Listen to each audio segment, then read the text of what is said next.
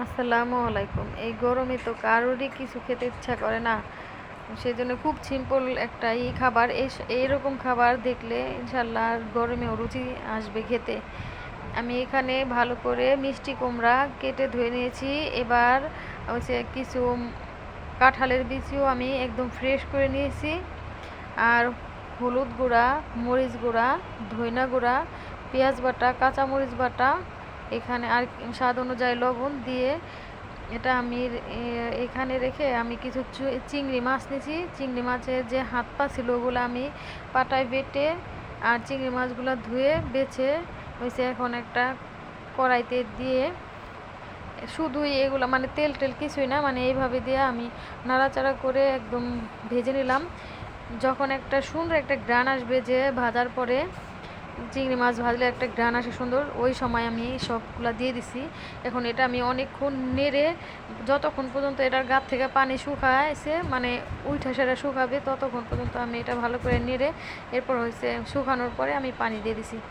এখন ওটা সেদ্ধ হইতে থাক। দেখেন আমার কচু বাগানে আসলাম, মানে সবজির বাগান, সামনে বেশ কচু আমার একদম ফ্রেশ জায়গা। এখানে থেকে আমি কিছু কচু নিয়ে এটা ভালো করে ধুবো। আর যারা প্রথমে কচু রান্না করবেন, আমরা জানি যে ওই কচু হাতে লাগে, কিন্তু এত মানে এটা ছোট করে কাটলে, কাইটা ধুইলে এটা যে কি অবস্থা, মানে সারাদিন হাত চুলকাতে চুলকাতে আপনি পাগল হয়ে যাবেন।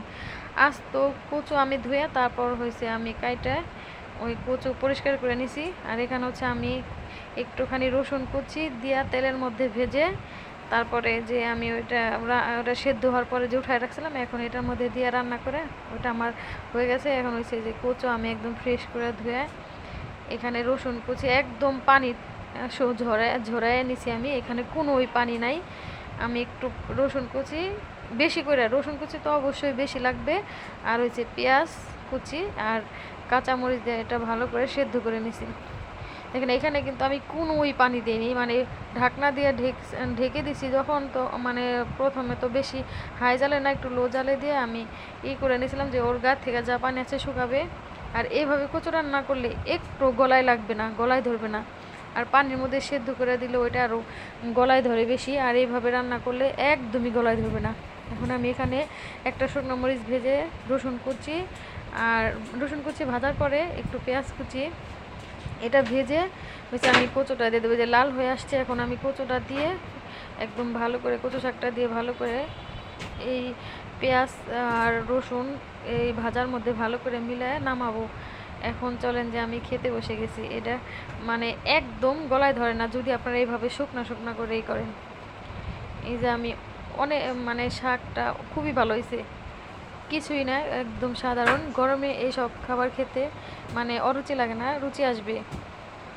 আর এই কচু শাক মানে আমি আস্তই ধুয়ে নিছি একদম পরিষ্কার করে প্রথমে, পর হয়েছে আমি ছুরি দিয়ে কেটে হাতে, যদি গ্লাভস থাকে তাহলে তো সমস্যা নাই, আর না হলে হচ্ছে পলি দিয়ে, বড় পলি দিয়ে ভালো করে ধুয়ে উঠাতে হবে। তাছাড়া কিন্তু একবারে হাত দা ধুলে সারা দিন চুলকাবে আর একবারে পাগল পাগল হয়ে যাবে, যে অবস্থা এটার। মানে আমি প্রথম একবার এরকম করছি, সেই জন্য আমি জানি যে এটার কি অবস্থা। এতক্ষণ আমার সাথে থাকার জন্য যারা দেখছেন তাদের সবাইকে অসংখ্য ধন্যবাদ। আল্লাহ হাফেজ।